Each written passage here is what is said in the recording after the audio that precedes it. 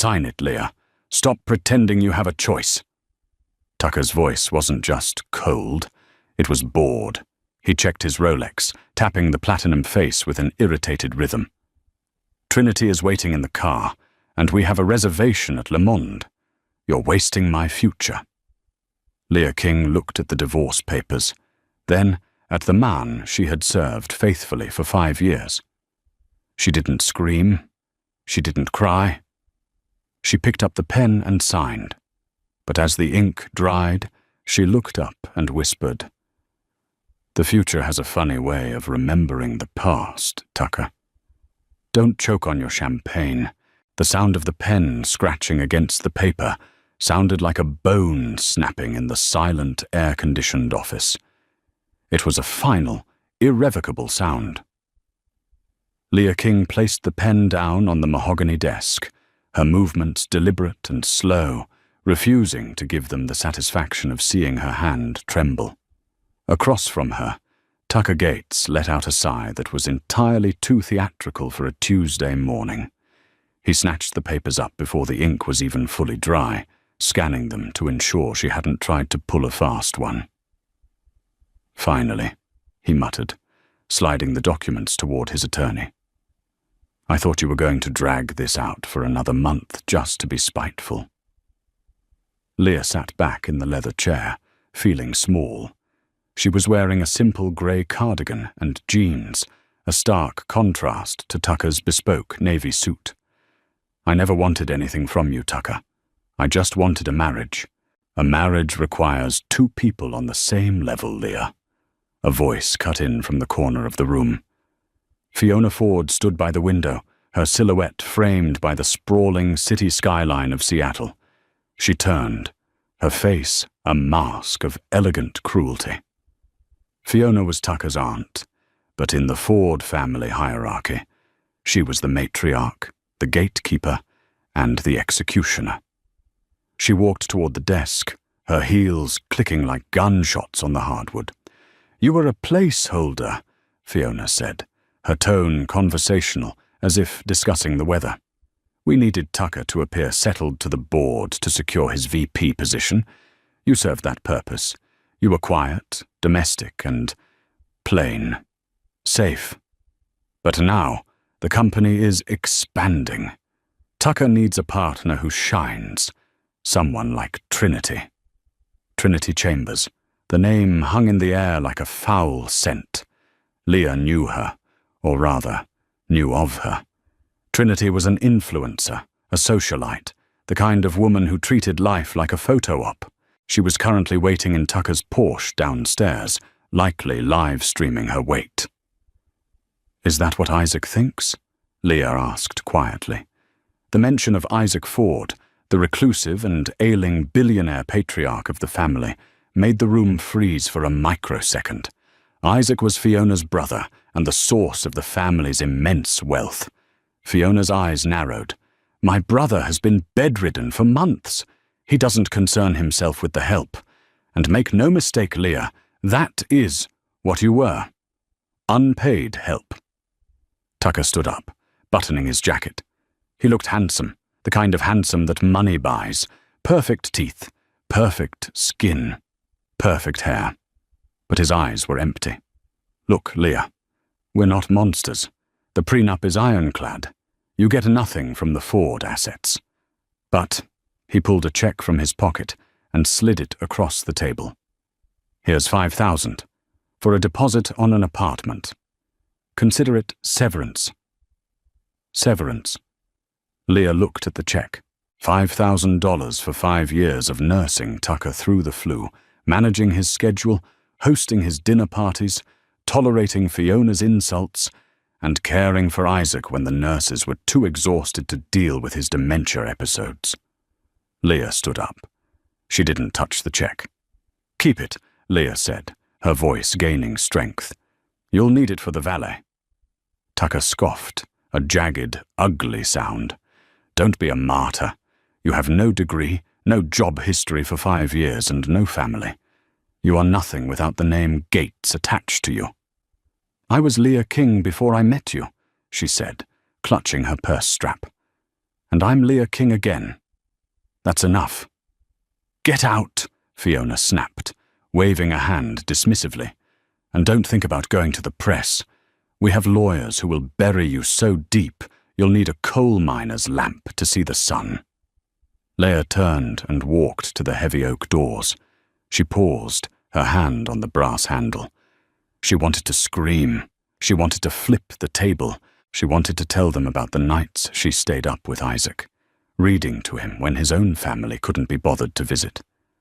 But she knew they wouldn't care. "Goodbye, Tucker," she said softly. "I hope she's worth it." She walked out. The elevator ride down was a blur. When the doors opened to the lobby, she saw the Porsche parked out front. The window was down. Trinity Chambers was there, oversized sunglasses on her nose, tapping furiously on her phone. She looked up, saw Leah, and smirked. A cruel, victorious twisting of red lips. She raised a Starbucks cup in a mock toast. Leah walked past the car, past the doorman who wouldn't make eye contact, and out into the grey drizzle of the city. She was 32 years old, divorced, homeless, and broke. But for the first time in 5 years, she could breathe. 6 months had passed. The transition from the velvet-lined cages of the Ford estate to a damp studio apartment in the sketchy part of town was jarring, to say the least. Leah King had learned that dignity didn't pay the electric bill. She was working 2 jobs. By day, she was a barista at a high-volume coffee shop downtown, her hands constantly smelling of roasted beans and sanitizer. By night, she stocked shelves at a grocery store. It was grueling, back-breaking work. But it was honest. Her only lifeline was Wren Noble. Wren was a friend from before the marriage, a sharp-tongued, chaotic graphic designer with a heart of gold and hair that changed color every week. Currently, it was electric blue. "You look exhausted," Wren said, sliding a plate of pasta toward Leah across her tiny kitchen table. "Eat. You're fading away." Leah managed a tired smile. "I'm okay, Wren. Really. I made rent this month with $50 to spare." "Tucker is in the tabloids again," Wren said cautiously, watching Leah's reaction. "He and Trinity are apparently hunting for a European summer home. It makes me want to vomit." "Let them," Leah said, twirling her fork. "It feels like a different life, like a movie I watched once and walked out of." "Have you heard from anyone? The old staff?" "No," Leah said. "Fiona made everyone sign NDAs.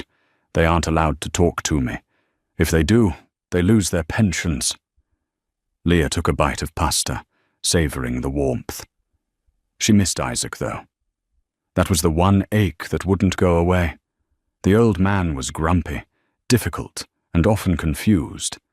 But in his lucid moments, he had been kind.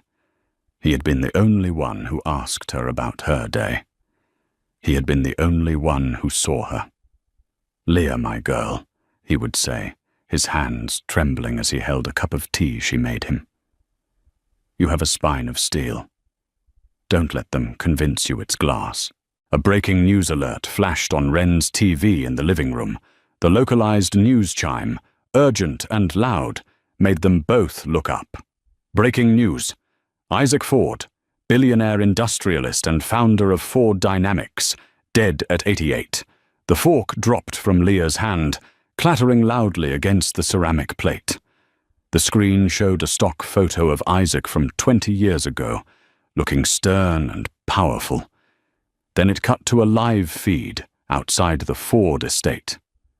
There were already vans, reporters, and flowers piling up at the gate. "Oh, Leah," Wren whispered, reaching across the table to grab her hand. Leah stared at the screen. She didn't cry immediately. It was a hollow impact, like being punched in the stomach underwater. "He's gone." "I'm so sorry, honey." "I have to go," Leah said, standing up abruptly. "Go where? To the estate?" "Leah, they'll eat you alive. Fiona will have security toss you onto the pavement. I have to pay my respects, Leah said, her voice trembling but resolute. Not for them. For him. He was my friend, Wren. In that house of vipers, he was the only human being. Leah, wait, Wren said, standing up. If you're going, you're not going looking like a barista. You're going to look like a woman who survived them. Wren went to her closet and pulled out a black dress. It was vintage, simple, and impeccably cut, a thrift store find that looked like $1 million. Put this on, and wear the pearls your grandmother left you. If they want to treat you like an outsider, fine. But be an outsider they can't look away from. Leah looked at the dress, then at the TV screen where Tucker was now giving a statement, looking somber and fake, with Trinity clinging to his arm in a black dress that was far too short for a funeral announcement. You're right, Leah said. I'm done hiding. The funeral was held 3 days later at St. Jude's Cathedral, a massive Gothic structure that reeked of old money and incense. It was a closed service, invite only, which meant half the city's elite were trying to bribe their way in. Leah parked her rusted Honda Civic 3 blocks away to avoid the valet judgment and walked in the rain. She held a black umbrella, her heels clicking on the wet pavement. When she reached the steps, security was tight. Large men in earpieces were checking a list on an iPad. Leah stepped up. The guard, a burly man named Mike, whom she recognized from the estate, looked down at her. His eyes widened. Miss King. Hello, Mike, she said gently. I'm here to see Isaac. Mike looked at the list. Her name wasn't on it. Obviously. Miss King, Mrs. Ford, Fiona. She gave strict instructions, family and approved guests only. I was his daughter-in-law for 5 years, Mike.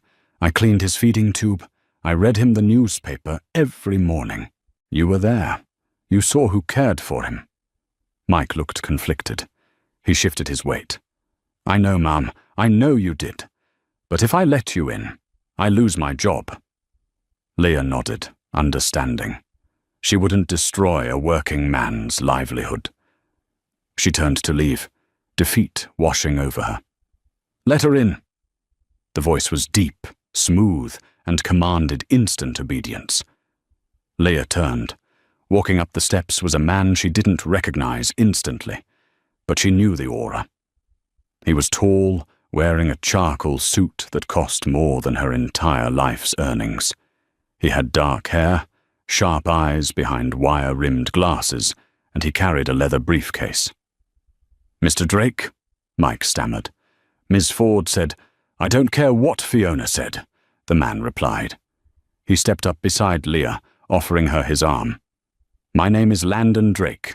I am Isaac Ford's personal attorney and the executor of his estate. My instructions supersede Fiona's, and my instructions are that Ms. King is welcome. Leah looked at him, bewildered. Thank you. Don't thank me yet, Landon murmured, as he guided her past the stunned security guard.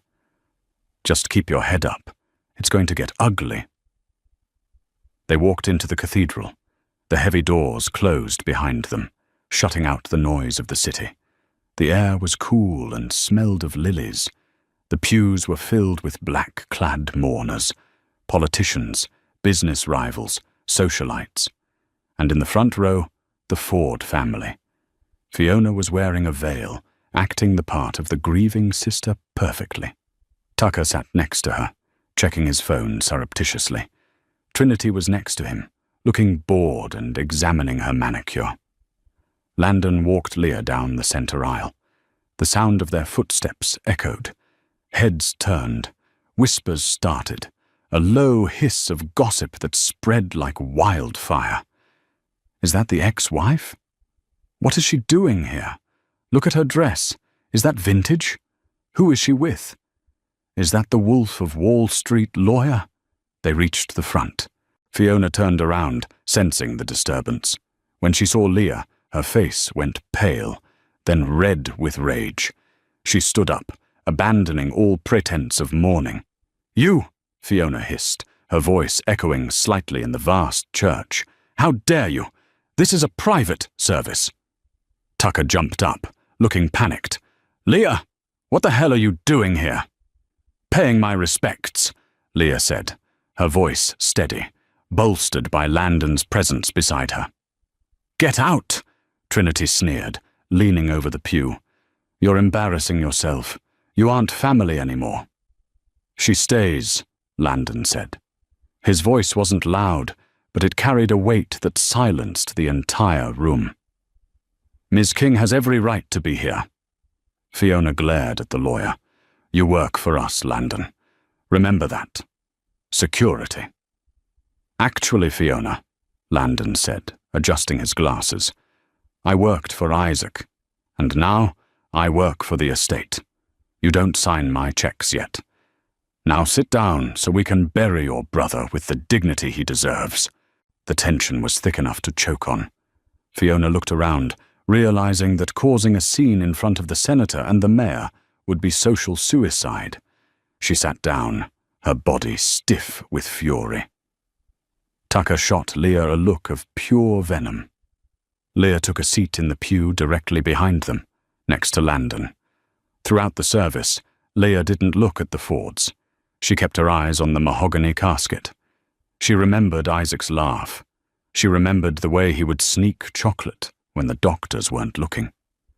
Tears silently tracked down her cheeks. She was the only one in the front 2 rows actually crying. When the service ended, the priest announced that the burial would be private, but the reading of the last will and testament would occur the following morning at the Ford headquarters. As the crowd began to disperse, Tucker leaned back over the pew, getting close to Leah's face. "Enjoy the show today, Leah," he whispered. "Because tomorrow, we get everything, and you go back to whatever gutter you crawled out of." Leah wiped her cheek. She looked Tucker in the eye.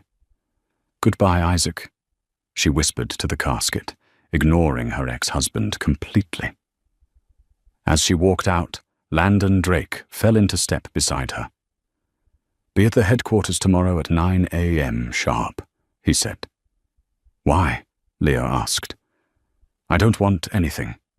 I just wanted to say goodbye." Landon stopped and looked at her.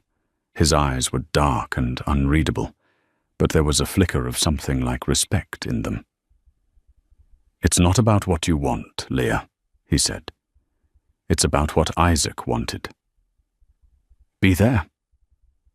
He walked away, leaving her standing on the steps of the cathedral, the rain beginning to fall again, washing away the dust of the city, but not the feeling that a storm was coming. A storm that would tear the roof off the Ford dynasty. The Ford Dynamics headquarters was a glass monolith piercing the grey Seattle sky, a testament to industrial might and cold ambition. For Leah, stepping out of the elevator onto the executive floor felt like walking into a lion's den wearing a steak coat. She was dressed in her best professional outfit, a charcoal blazer and trousers she had bought on sale at an outlet mall. It was neat and respectable, but against the backdrop of Italian marble floors and abstract art that cost more than her childhood home, it felt woefully inadequate. She walked down the plush corridor toward the main boardroom. The silence here was heavy, pressurized. As she approached the double glass doors, she could hear voices raised in agitation. "I'm telling you, we sell the biotech division immediately," Tucker's voice rang out, arrogant and loud. "It's a money pit. We liquefy the assets, buy the island in Greece for the retreat center, and rebrand. It's what the market wants. Patience, Tucker," Fiona's voice soothed, though it carried a razor-sharp edge. "Let's get the legalities out of the way first. Landon is a stickler for protocol. We sign the papers, we toast to Isaac's memory, and then we gut the legacy projects." Leah pushed the heavy doors open. The conversation died instantly. The boardroom was cavernous. A long table made of rare black wood dominated the space, polished to a mirror shine. At the head of the table sat Landon Drake, looking like a judge presiding over a sentencing. To his right sat the Ford clan, Fiona, Tucker, and Trinity.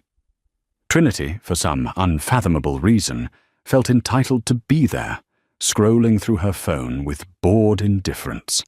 To Landon's left sat a row of somber-suited executives and minor cousins, the extras in the Ford drama. There was one empty chair. It was at the foot of the table, directly opposite Landon. Tucker looked up, his lip curling in a sneer. "You actually came," he laughed, shaking his head in mock disbelief. "I thought you'd have the sense to stay away after the funeral stunt. Looking for a handout, Leah? Or did you just come to return the keys to the guest cottage you never used?" "Sit down, Ms. King," Landon said, his voice cutting through Tucker's mockery like a scalpel. He gestured to the empty chair. Leah walked to the chair. Her legs felt heavy, but she kept her chin up. She pulled the chair out and sat. The leather was cool against her back. She felt exposed, isolated at the far end of the table, a tiny island in a sea of sharks. Trinity whispered something to Tucker, giggling behind a manicured hand. Tucker smirked. "Let's begin," Landon said. He didn't open a folder. He simply placed a single, heavy envelope on the table. It was thick, cream-colored, and sealed with red wax. Isaac Ford was a man of specific intent. He updated his last will and testament 3 weeks before his death. He was of sound mind, and this document was witnessed by 3 independent judges and filmed for verification. It is ironclad. Fiona waved a hand, her stack of diamond bracelets clinking with an expensive rattle. Yes, Landon. We know the drill. Isaac was difficult at the end. Paranoid. Skip the preamble. The estate goes to me as the surviving sibling, with executive control passing to Tucker as the heir apparent. Just give us the paperwork so we can sign. I have a lunch reservation." Landon ignored her. He picked up a silver letter opener and sliced the wax seal. The sound was crisp and loud in the silent room. "First," Landon read, his eyes scanning the document, "to my sister, Fiona Ford. I leave you the lakeside cottage in Vermont." Fiona blinked. "The cottage? That drafty shack? And?" "And," Landon continued, "a monthly stipend of $10,000. The silence that followed was deafening. "Excuse me?" Fiona stood up, her face turning a blotchy, furious purple. 10,000? A month? My driver costs more than that. My wine cellar costs more than that. This is a joke. Where is the rest? The shares? The liquid capital? "The stipend is contingent," Landon added, looking over his glasses, "on your immediate resignation from the board of directors and your permanent removal from any decision-making capacity within Ford Dynamics." Fiona looked like she had been slapped. She opened and closed her mouth, unable to form words. Tucker leaned forward, looking nervous now. "Okay, so he was Maud at Aunt Fiona. That's unfortunate, but the line of succession is clear. What about the company? What about the main trust?" "To my nephew, Tucker Gates," Landon read, his voice dropping to a lower, graver register. He looked up, locking eyes with Tucker. "I leave my collection of vintage watches, which you have always coveted." Tucker relaxed slightly. "Okay, good. Those are worth a few million. And? And the sum of $1. Tucker blinked. $1 million? $1, Landon corrected. He reached into his briefcase and pulled out a small envelope. He slid it down the long, black table. It stopped right in front of Tucker. A single dollar bill. Isaac noted that since you value money above loyalty, you should start understanding its value from the bottom up. "This is insane." Tucker slammed his fist on the table, rattling the water glasses. He was senile. We'll contest this. I'm the CEO in waiting. I've spent 5 years grooming myself for this role. Who gets the company? Who gets the billions? The charity for blind cats? Trinity looked horrified, slowly scooting her chair away from Tucker, as if failure was contagious. The entirety of the Ford estate, Landon read, his voice clear and ringing through the room, including 51% controlling interest in Ford Dynamics, the primary residence in Seattle, the global real estate portfolio, and the liquid assets totaling $4 billion. I leave to the only person who treated me with dignity when I had nothing to offer but my company. Landon paused. The room held its breath. Every eye turned to the foot of the table. I leave it all to Leah King. The room didn't just go silent. It felt like the air had been sucked out into space. The shock was physical. Leah sat, frozen. Her hands were gripping the armrests of her chair so hard her knuckles were white. $4 billion? The company? It was a mistake. It had to be. She felt a ringing in her ears. "That's a lie!" Fiona shrieked, breaking the spell. She lunged across the table, her nails clawing for the paper. "You forged this, Drake. She's sleeping with you. That's it. You two are conspiring to steal our birthright." Landon caught Fiona's wrist before she could touch the document. His grip was firm, professional, but unyielding. "Careful, Fiona. Assaulting the executor is a felony. Sit. Down." He released her, and she collapsed into her chair, sobbing with dry, angry heaves. "This can't be happening. I am a Ford." Tucker was staring at Leah, his mouth agape. He looked like a computer that had crashed. "Leah, you? You can't run a company. You folded laundry. You made soup. You don't even have a business degree," Landon continued, ignoring the outburst. "There is, however, a condition attached to the inheritance." "Aha!" Tucker pointed a shaking finger, hope flaring in his eyes. "I knew it. What is it? She has to marry me again. She has to split it with us?"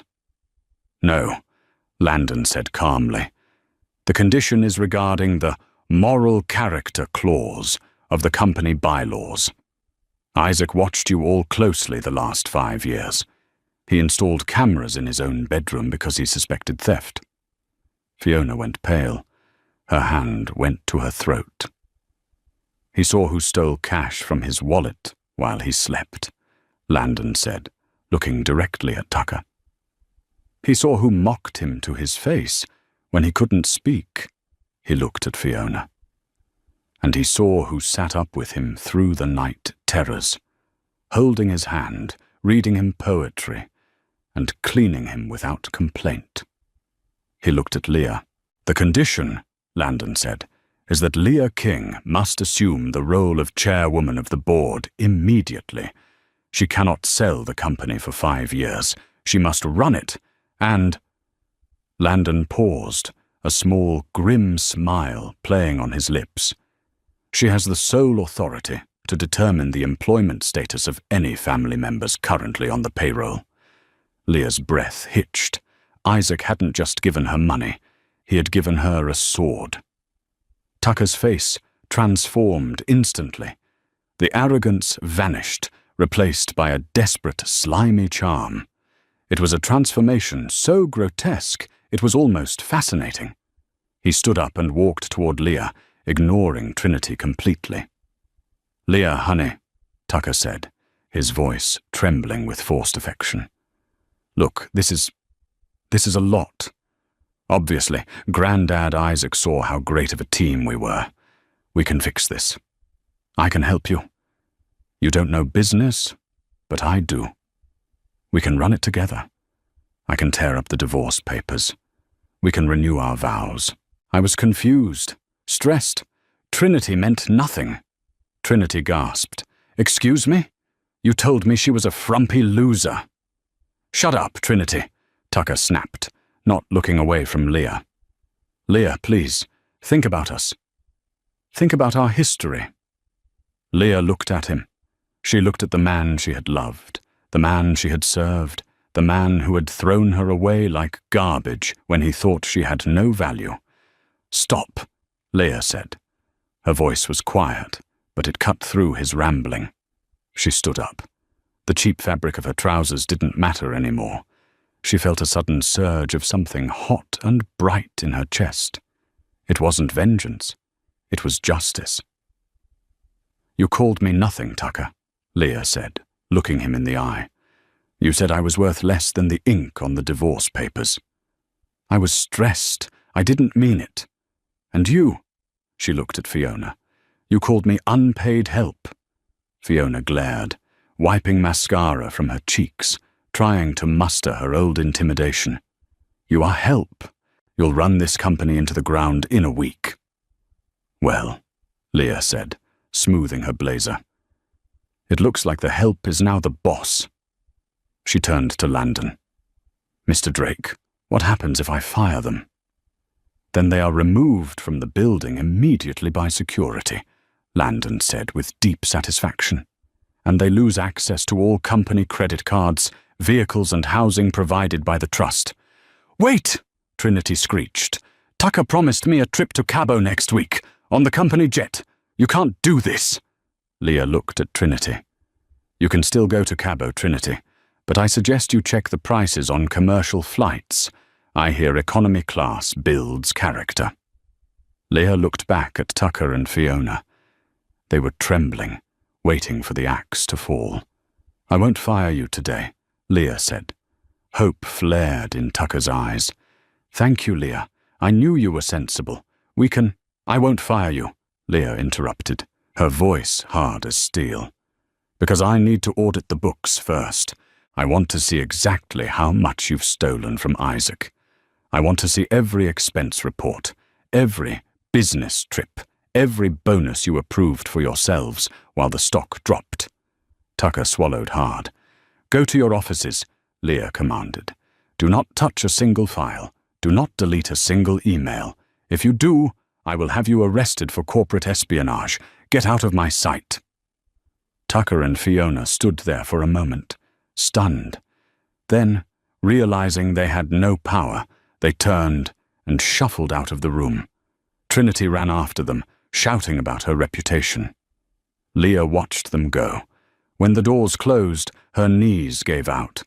She slumped back into the chair. "Breathe," Landon said gently. "I can't," Leah whispered. "Landon, I can't run a multinational conglomerate. I'm a barista.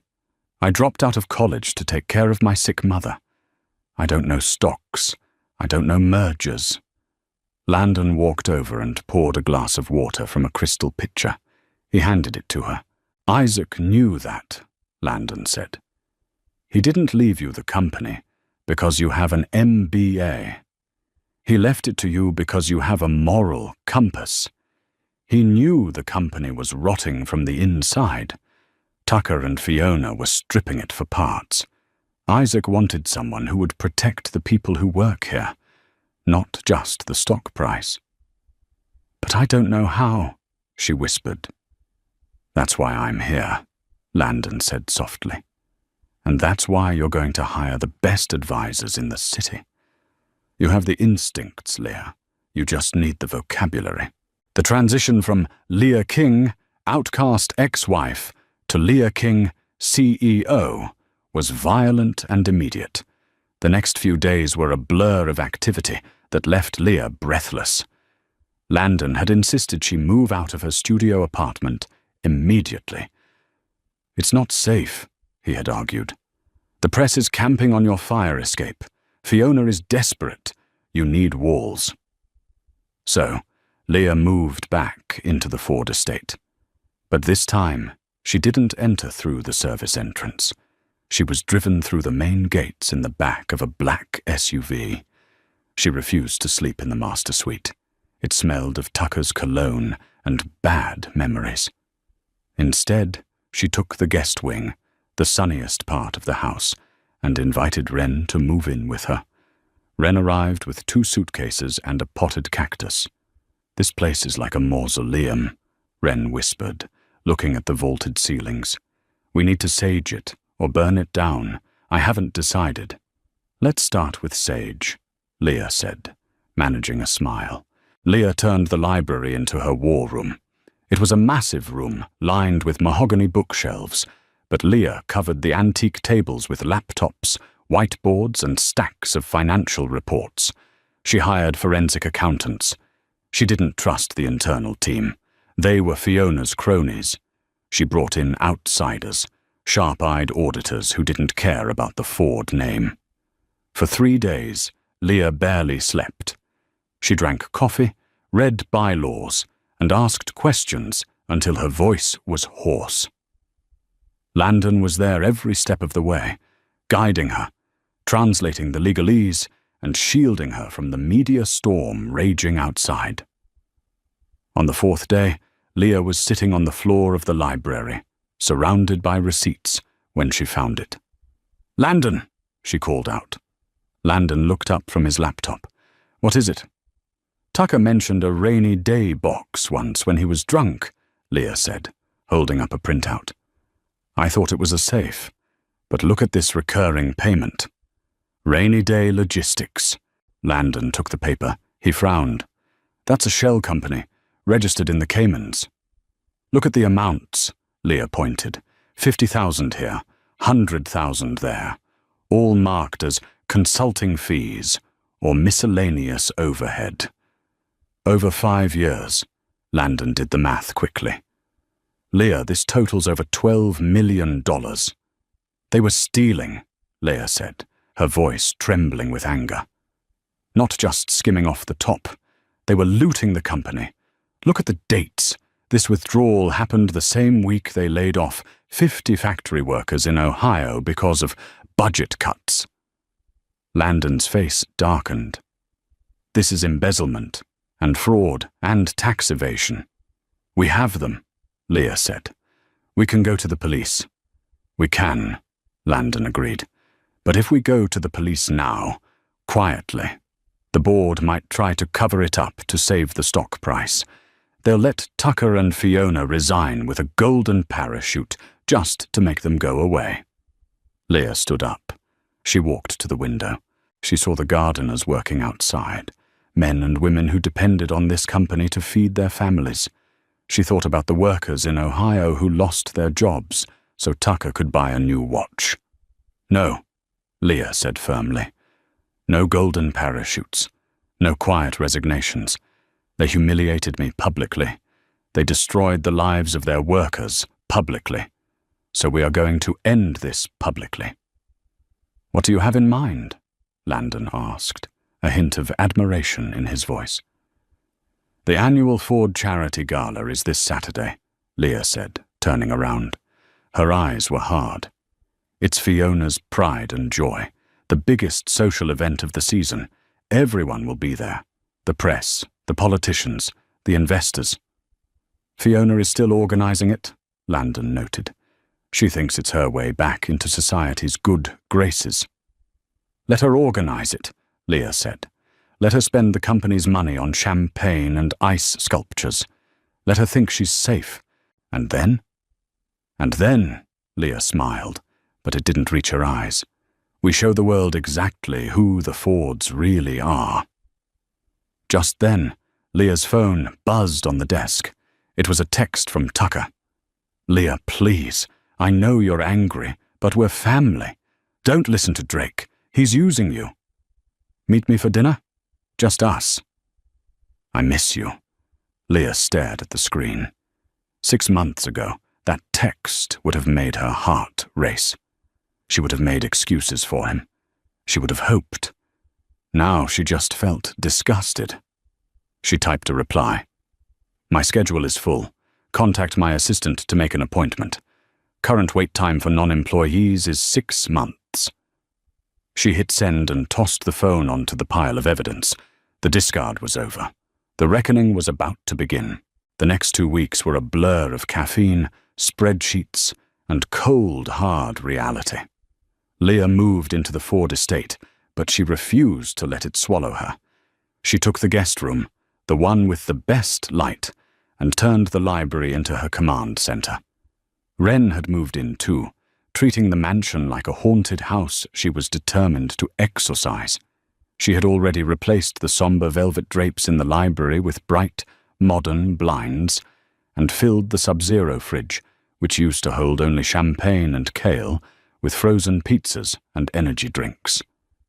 "You have to see this," Wren said one evening, sliding a tablet across the antique mahogany desk. The blue light of the screen illuminated her face, highlighting the exhaustion they all felt. Leah rubbed her temples. She was learning fast, absorbed in crash courses on corporate finance, but the sheer scale of the corruption was exhausting. Landon sat across from her, his tie loosened, sleeves rolled up, looking less like a high-powered attorney and more like a detective working a cold case. "What is it?" Leah asked, leaning forward. "I did some digging into Trinity's socials," Wren said, tapping the screen. "I cross-referenced her posts with the dates Tucker was away on business in the company logs." Leah looked at the screen. It was a damning timeline. March 12th. Tucker charges $45,000 to the company account for client acquisition in Milan. March 13th. Trinity posts a photo on Instagram tagged in Lake Como with the caption, "Bay spoiling me," and a bottle of Cristal clearly visible. And here, Landon pointed to a ledger open in front of him. May 4th, $120,000 for consulting fees paid to a shell company called Apex Solutions. "Who owns Apex Solutions?" Leah asked, dread pooling in her stomach. "Fiona Ford," Landon said grimly. "I traced the registration agent. It leads back to a P.O. box she's been renting since 2018. She's been siphoning money out of the employee pension fund to pay for her gambling debts in Macau." Leah felt sick. The pension fund? The money for the factory workers? The people who stand on the line for 10 hours a day? "Yes," Landon said, his voice hard. "It's illegal, it's immoral, and it's a federal crime. RICO statutes might even apply, given the organized nature of the theft." Leah stood up, pacing the room. The Persian rug beneath her feet felt like quicksand. The old Leah would have been terrified of destroying the family reputation. The old Leah would have worried about the scandal. But the new Leah thought of Mike, the security guard, who had mentioned he was delaying retirement because of market fluctuations. It wasn't the market. It was Fiona. "We have enough to bury them," Landon said, watching her closely. "We can go to the police right now." "Not yet," Leah said, stopping in front of the window. The rain lashed against the glass, mirroring the storm inside her. "If we go to the police now, quietly, the stock tanks, the board panics. They might try to cut a deal to keep it quiet, let Fiona and Tucker resign with health issues, and keep their dignity." "So what do we do?" Wren asked, grinning sharply. "I hope it involves public humiliation." "The annual Ford Charity Gala is this Saturday," Leah said, turning to face them. "It's the biggest social event of the year. Senators, investors, the press, everyone will be there." "Fiona organizes that gala," Landon noted. "It's her pride and joy. She uses it to launder her reputation." "Exactly," Leah said. "She thinks she still runs this family. She thinks she can bully me into a settlement. I'm going to let her think that until Saturday. I want her to feel safe. I want Tucker to think he's won." "That's ruthless," Landon said, a slow smile spreading across his face. "I learned from the best," Leah replied. "They taught me that weakness is a choice, and I'm done choosing it." The Ford Charity Gala was held in the grand ballroom of the eccentric Hotel L'Amour. It was a spectacle of excess, a sea of black ties, sequins, towering floral arrangements, and fake smiles. The air smelled of expensive perfume and desperation. Fiona was in her element. She wore a crimson gown that looked like a bloodstain against the white marble of the ballroom. She held court near the champagne fountain, laughing loudly, clutching the arm of a confused senator. Tucker was beside her, looking nervous but trying to project confidence in a tuxedo that was slightly too tight.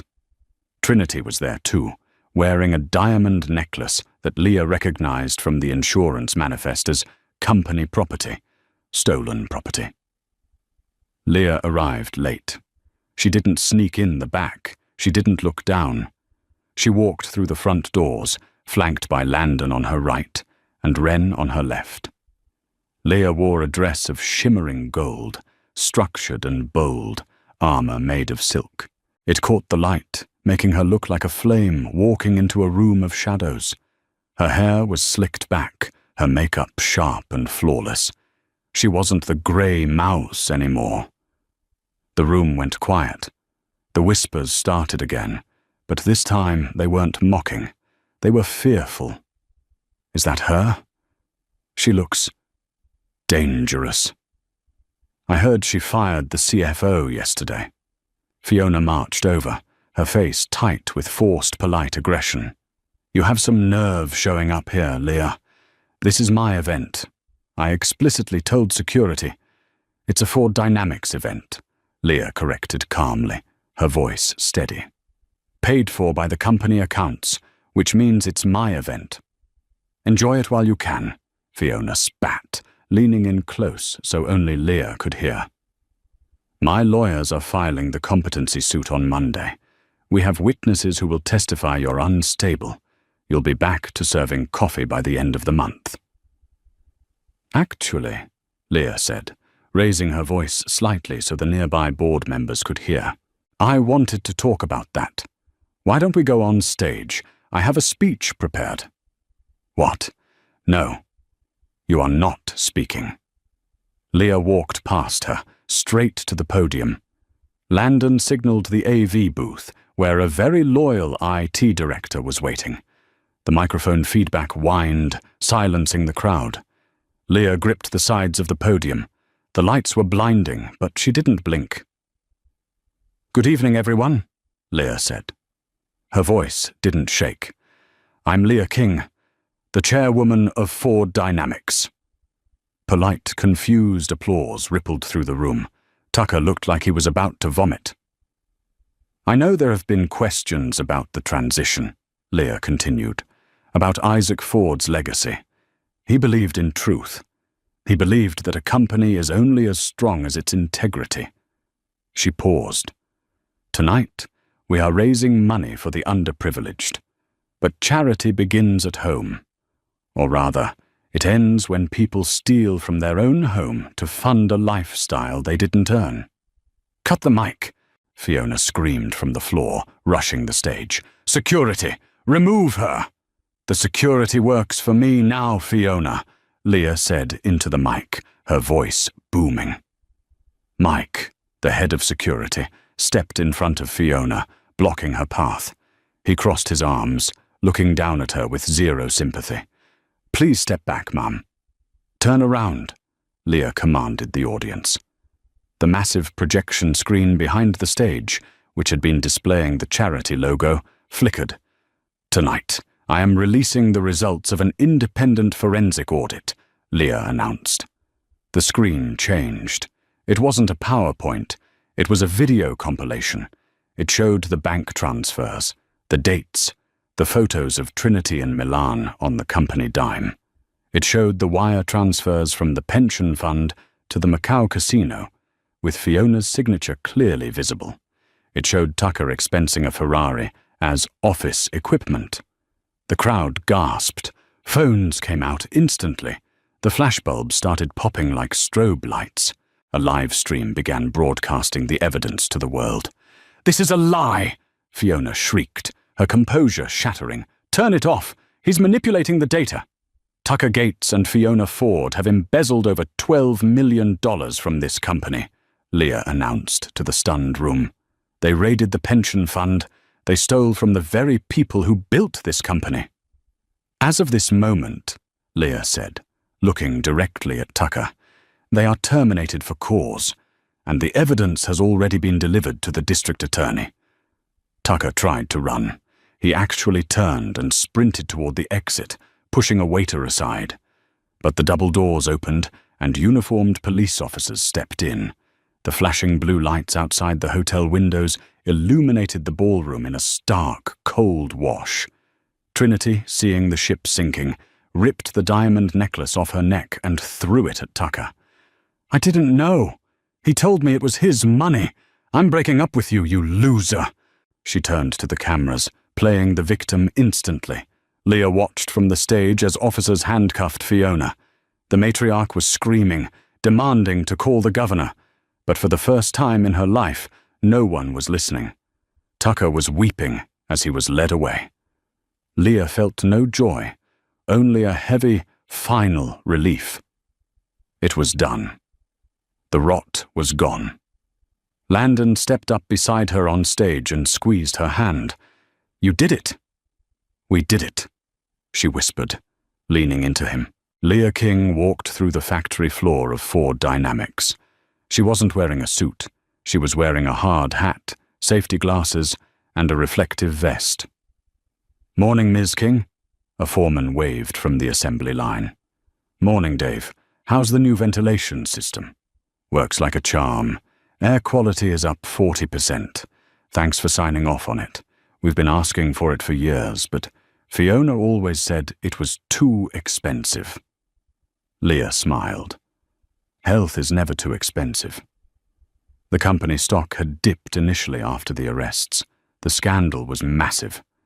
But as Leah implemented transparent policies, reinstated the pension funds, using the seized assets from Fiona and Tucker, and pivoted the company toward ethical tech, the stock had recovered and then soared to an all-time high. She wasn't the traditional CEO. She didn't golf. She didn't shout. She listened. And it turned out that was exactly what the market and the world wanted. Fiona was currently under house arrest, awaiting trial. She had lost her social standing, her friends, and her dignity. She spent her days in the drafty Vermont cottage, the only property she was allowed to keep, yelling at lawyers who were slowly abandoning her. Tucker had taken a plea deal. He avoided significant jail time by testifying against Fiona, claiming she manipulated him. He was ruined financially. The last Leah heard, he was working at a car rental desk at the airport, wearing a polyester uniform that didn't fit, checking out sedans for tourists who didn't know his name. Trinity had tried to pivot to a redemption arc on social media, but the internet never forgets. Her subscriber count plummeted, and she was forced to get a real job as a receptionist at a dental clinic. Leah walked back to the executive offices. The atmosphere was different now. It was lighter. People smiled. Landon was waiting for her in her office. He held 2 coffees, black for him, oat milk latte for her. They weren't just colleagues anymore. It had started with late-night strategy sessions during the audit, then dinner to celebrate the small victories, then quiet weekends at the lake house. It was slow, respectful, and real. "You have a meeting with the Japanese investors in an hour," Landon said, handing her the cup, "and Ren wants to show you the new logo designs." "I'm ready," Leah said, taking the coffee. She walked to the window, looking out at the Seattle skyline. The glass reflected her image, strong, capable, at peace. She thought about the girl who had signed the divorce papers, thinking her life was over. She thought about Isaac, dying alone in that big house until she came along. "He knew," Leah said softly. "Isaac knew I could do this, even when I didn't."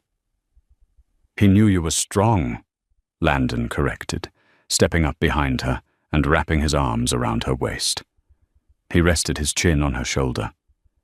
"He just gave you the keys. You're the one who drove the car out of the ditch." Leah leaned back against him, closing her eyes for a moment. She was tired, yes. The work never stopped. But she was free. She was respected. And for the first time in her life, she was loved for who she was, not what she could do for someone else.